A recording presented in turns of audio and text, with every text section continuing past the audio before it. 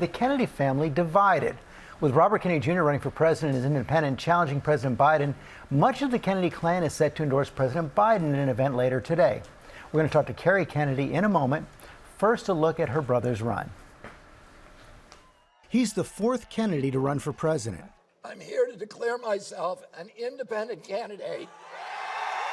But the first to break with the Democratic Party. Robert F. Kennedy Jr., famously known for espousing conspiracy theories about the efficacy of vaccines, officially launched his presidential bid last year. He's running as an independent, which means his campaign must collect anywhere from hundreds to thousands of signatures, depending on the state, to get on the ballot. Only Utah has confirmed that Kennedy is qualified, but his campaign says they have enough signatures to get him on the ballot there and in 7 other states.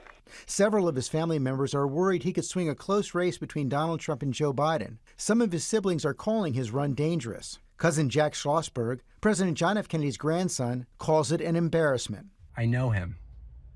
I have no idea why anyone thinks he should be president. I am concerned that voting for Bobby is going to take votes away from Biden and lead to a Trump election. But the 70-year-old says he has many relatives, including his daughter-in-law, who runs his campaign, that support his candidacy. I come from a family, from a milieu, where we came home at night and ate dinner with my father, and he would orchestrate debates between us, and we were in the same way that his father did with him.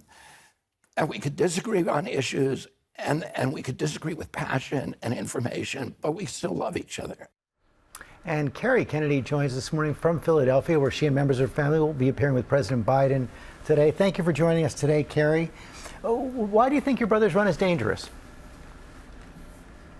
Well, I think, this is the most important election of my lifetime. We're up against Donald Trump, who said he's going to be a dictator on day one, who lays claim to overturning Roe v. Wade, who has said he wants to change the Constitution in order to go after his enemies and his critics. The list goes on and on and on. And so we must elect President Biden, and that's where all our energy has to be. A lot of people see the name Robert F. Kennedy Jr. on the ballot and think he's carrying on the legacy of your father and your uncles. How do you respond to that? Well, I think, nobody competes with President Biden when it comes to carrying on the legacies of John Kennedy and Robert Kennedy and Ted Kennedy. He's spent his whole life working on behalf of working people, of gig workers. He marched with the UAW and helped to end that strike early. He's an extraordinary leader. He's brought us over 800 million jobs, historic job growth, 15 million new jobs and 800,000 in manufacturing alone. He cares about all of us.